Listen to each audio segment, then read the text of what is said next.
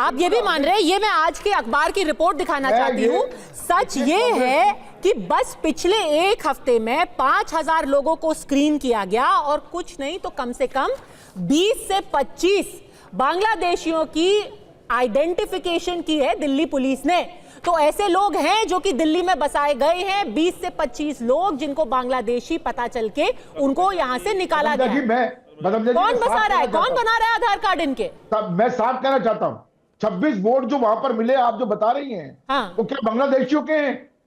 वो सारे के सारे बांग्लादेशियों के हैं। सवाल बांग्लादेशी का नहीं है, ये बांग्लादेशी का नहीं, ये दिल्ली पुलिस कह रही है बांग्लादेशी। आपने जो सवाल मेरे से पूछा कि फर्जी नाम कटना चाहिए कि नहीं कटना चाहिए, मैं उस पर आपके साथ सहमत हूं।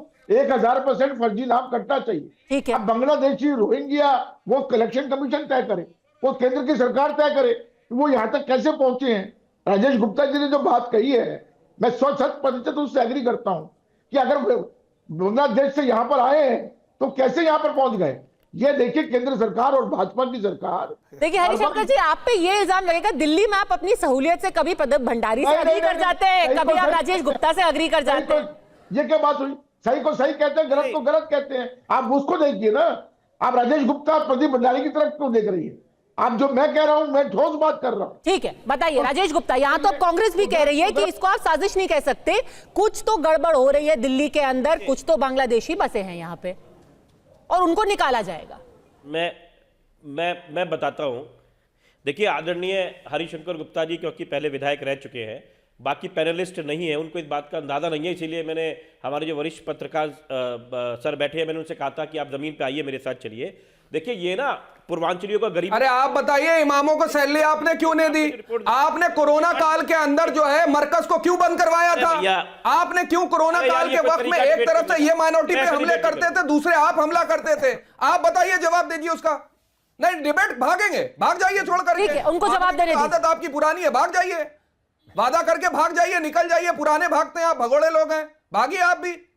राजेश जी जवाब दीजिए पहले। अरे जवाब देंगे, उनको मौका तो दीजिए। पद्मजा जी, राजेश जी, हाँ। दिल्ली के अंदर दंगे हो गए, केजरीवाल क्यों नहीं बोले? आपने बिठाया है ना, आप समझिए कांग्रेस के प्रवक्ता तमीज से बात करें, बीजेपी के प्रवक्ता प्रदीप जी बैठे हुए हैं, कोई बदतमीजी नहीं रही हमारे बीच में, इनके बीच में ऐसे बदतमीज लोगों का बीच में ना बिठाइए। ठीक है राजेश, जवाब दीजिए, जवाब दीजिए आप आकर के, जवाब दीजिए आप आकर के, आगे नहीं, ये इमोशनल कार्ड मत खेलिए, जवाब दीजिए आप आकर के, क्योंकि आपके पास जवाब नहीं है। हाँ, नहीं आदमी जो बड़ा कह रहे हैं, हम तो बोलेंगे तो बदतमीजी लगेगी आपको, मतलब बोलेंगे तो बदतमीजी लगेगी। समर्थन कौन होता है?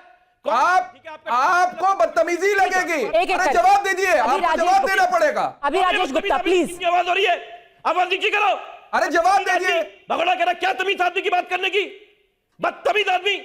अरे बदतमीजी तो आप लोग कर रहे हैं। यही देखे, ये अगर कोई सवाल का जवाब करोगे तो भड़कोगे, अगर किसी ने सच्चा सवाल कर लिया तो भड़कोगे। यही असलियत है आम आदमी पार्टी की। लोग पहचाने ऐसे लोगों को। ये बदतमीजी करेंगे यहाँ बैठकर। अगर 2-3 के सवाल कर लिए जाएंगे तो इनको बुरा लगने लगेगा। ठीक है, अब जवाब सुन ले। मत खेलो, जवाब दो आकर के।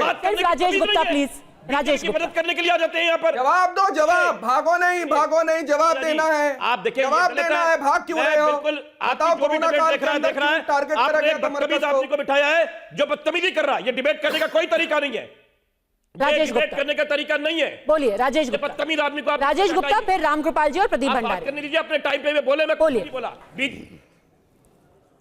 देखिए मैं बड़ी सिंपल बात कह रहा हूं, जैसे मैंने कहा कि हरिशंकर जी पहले विधायक रह चुके हैं, वो चीज को समझते हैं। अगर कहीं गलत वोट है काट दीजिए, हम मना नहीं कर रहे, लेकिन बहुत गरीब आदमी, बहुत पूर्वांचली आदमी हमारा, एक मकान में कई बार 50 आदमी 30 आदमी के कमरे में 10-10 आदमी रहते हैं। ये भाजपा वाले समझ नहीं पा रहे आदमी कितनी गरीबी में, कितनी परेशानी में रह रहा है। एक कमरे में पूर्वांचली आदमी यहाँ पे आके लेबर का जॉब करता है, बेचारा एक कमरे में 5 आदमी रहते हैं। एक बिल्डिंग में 20-30 आदमी हो जाना कोई बहुत बड़ी बात नहीं है।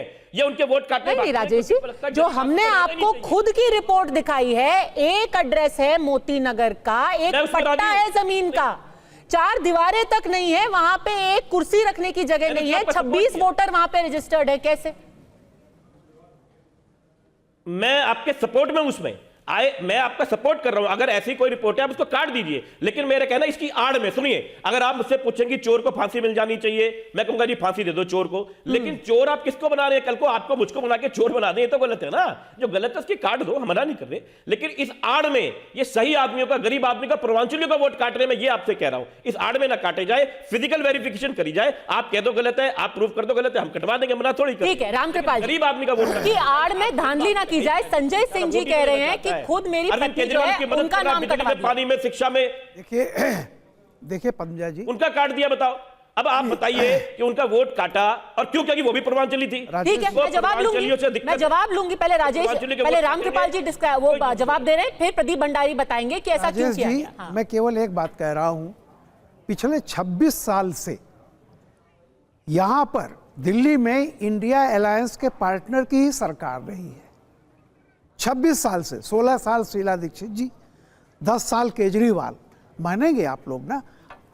आप लोग अभी तक ऑफिशियली तो मैं मानता हूं कि इंडिया अलायंस के ही पार्टनर है। 26 सालों में जितने भी लोग आए हैं, चाहे वो बांग्लादेशी रहे हों, ये बड़ा आसान होता है कह देना गरीब है। सवाल गरीब अमीर का नहीं है, सवाल जो घुसपैठिया है, जो भारत का नागरिक नहीं है, वो मैं इसलिए कह रहा हूं कि 26 साल नॉर्थ ईस्ट से लेकर के यहाँ तक जितने भी घुसपैठिए आए हैं, जिनको बाकायदा त्रिपुरा में उसको कहा जाता था TUJS, त्रिपुरा उपजात युवा समिति, इसके खिलाफ आंदोलन की थी। सारे लोगों को जमीन के पट्टे देने से लेकर के सारा काम कांग्रेस पार्टी ने किया। और पिछले 10 वर्षों में आप यहाँ से एयरपोर्ट जाइए, किसी को कुछ नहीं दिखाई पड़ता है कि ये लोग कहाँ हैं। सब पता चलता है कि लीगल इमिग्रेंट्स हैं, किसी को ये कहने की ज़रूरत नहीं है। अगर मान लीजिए कि आप कहते हैं होम मिनिस्ट्री, कोई अगर गलती से आपके घर में घुस आया, चौकीदार नहीं पकड़ सका, तो क्या करेंगे आप? उसका बिस्तर उसको बिछौना देंगे, सारी सुविधाएं देंगे, तो चौकीदार पर आरोप लगाएंगे। सवाल इस बात का है कि सब लोग जानते हैं घरों में जो इमिग्रेंट्स हैं उनका नाम निकालना चाहिए। अगर बॉर्डर से कोई घुसपैठी आ गया, उसकी पहचान के लिए केवल देश विरोधी काम नहीं होने चाहिए। कांग्रेस भी पूछ रही है जिम्मेदारी किसकी, और उसकी आड़ में आप मासूम लोगों को मत हटा दीजिए। एक सेकंड, प्रदीप भंडारी जवाब देंगे ना, जिम्मेदारी किसकी है और मासूम लोगों का नाम हटाया जा रहा है। इस कह रहे हैं कि ये लोग वोट बैंक आपके पास हरिशंकर जी, कांग्रेस और आम आदमी पार्टी वोट बैंक की राजनीति करती है। जब दिल्ली आप करते हो भाई, से ज्यादा बांग्लादेशी रोहिंग्याओं के खिलाफ कार्रवाई करी, जाके उनको बैक करना प्रयास करते हैं। इसी को बैक करेंगे, क्या मालूम है आपको? भारत का रोहिंग्या से उनको हटाया जाएगा। बोलिए इनसे पार्टी लोग कहां से आए हैं? जब हम सीए लेके आए कह रहे थे रोहिंग्या को क्यों नहीं दे रहे? भारत का इतिहास मालूम नहीं है आपको? कांग्रेस पार्टी से मैं कहना चाहता हूं, कांग्रेस पार्टी और आम आदमी पार्टी क्या बात कर रही है? पॉलिटिकल इतिहास मालूम नहीं है, के अंदर इतिहास पढ़ के आओ। हिंदुस्तान में मैं राजेश जी को ओपन चैलेंज करना चाहता हूं। राजेश जी, आपके संजय सिंह जी की जो बीवी है, वो एक तरफ उत्तर प्रदेश की वोटर होती है और साथ में जाके दिल्ली की वोटर होती है। दो वोटर आईडी कार्ड कैसे बना सकते हैं आप? अपने ऑफिशियल प्रिविलेजेस का फायदा उठाने का प्रयास कर रहे हैं। इसमें इलेक्शन कमीशन को संज्ञान लेना चाहिए। दो जगह आप वोटर आईडी बना रहे हैं।